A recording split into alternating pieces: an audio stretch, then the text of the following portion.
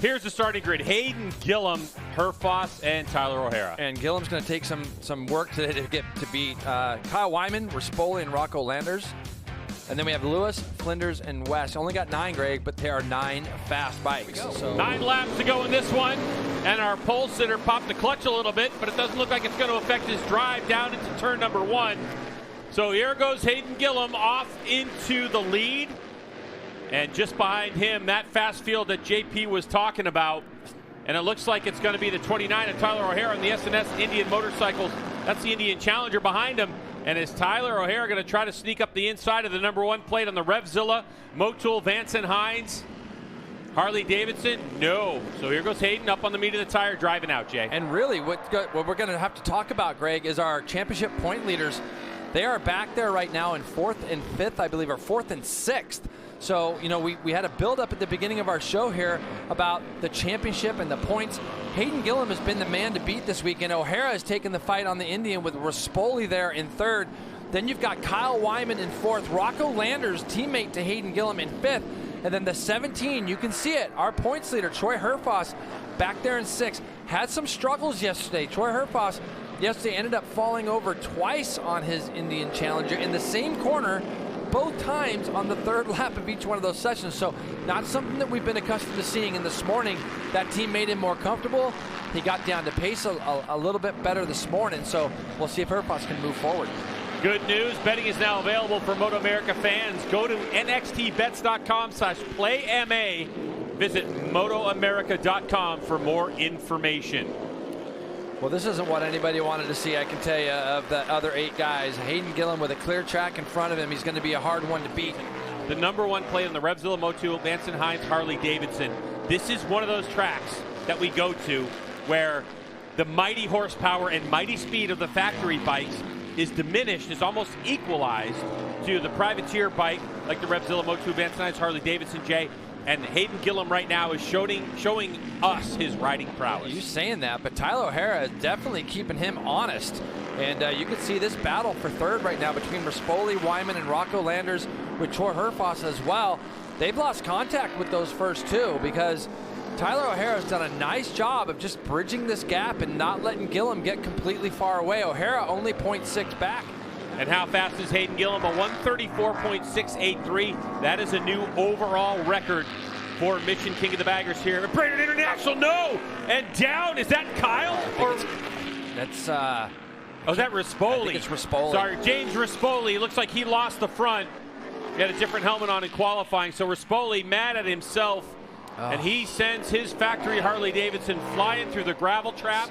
As Rispoli comes into that fast left, transfers back over to the fast right. There's a bump out there, Greg, and you can see that bike. It hit that small bump and got the front end unsettled. And watch this Harley go flipping through the air. That's 600 pounds just tumbling along in that ground. And you're looking at the battle for the championship points lead and the battle for 3rd. All the while, Hayden Gillum, 1.2 seconds ahead of Tyler O'Hara.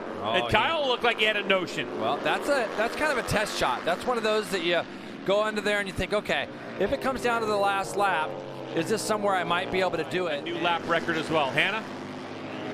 For Kyle Wyman, earlier today in Q2, he was fastest in the 2nd and 4th split. He was really hoping to pick up some time in those 1st and 3rd sectors. He said So Kyle Wyman, the 33 on the Harley-Davidson Factory Racing Road Glide, comes under pressure from Rocco Landers, who just snatches that brake lever and slides his Harley-Davidson Road Glide past Kyle Wyman, and Kyle trying to get back by him, but Rocco Landers looking the most comfortable he's ever looked since he started this class. Corner and try to do something. That's what he's going to do. You look on the left part of your screen, Rocco does a good job getting that 97 slid up underneath the inside.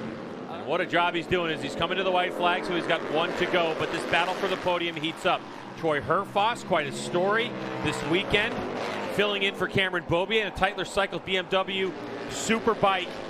2 times he crashed this Mission King of the Bagger, and he has put that behind him as the Australian professional. Yeah, but the thing is I think O'Hara, too, did a really nice job getting through those seas, not close enough, and look at him protecting going down into here. So O'Hara did a good job. Oh, there he goes. Still going. He just like straight lined the corner, but can he hold it tight? He does. What? Where did he come from? Yeah. I mean, that was 4 bike lengths back. And you better be careful now because Rocco Landers is just itching for this podium. And like I said, he'd love nothing better than to give Terry Vance 2 bikes on that podium today. And you got to think he's going to take a shot at Tyler O'Hara probably in this last set of corners as he's looking at him now. So there goes Rocco. O'Hara looked the wrong way. He did.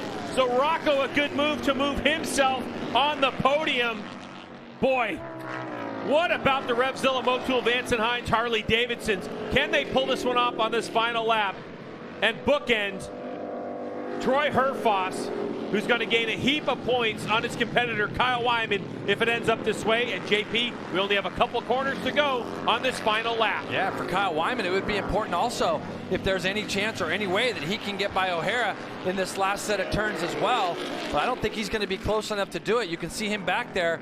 And let's see if Rocco tries to square up Herfoss even. To the line comes Hayden Gillum, trying to pop the wheelie on a 620-pound motorcycle, but he wins. And here we go to the line as Rocco gets by, and he's going to go into second place and give the Vance and Hines crew a 1-2 finish over Troy Herfoss, and Kyle Wyman got around Tyler O'Hara.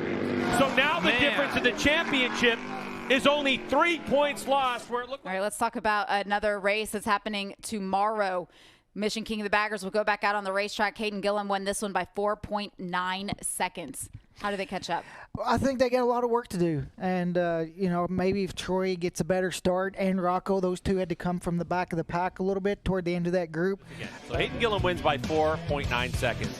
Then Rocco Landers ends up getting by Troy, who ends up getting third. Kyle Wyman gets by Tyler O'Hara, who gets fourth. And this is the way it is.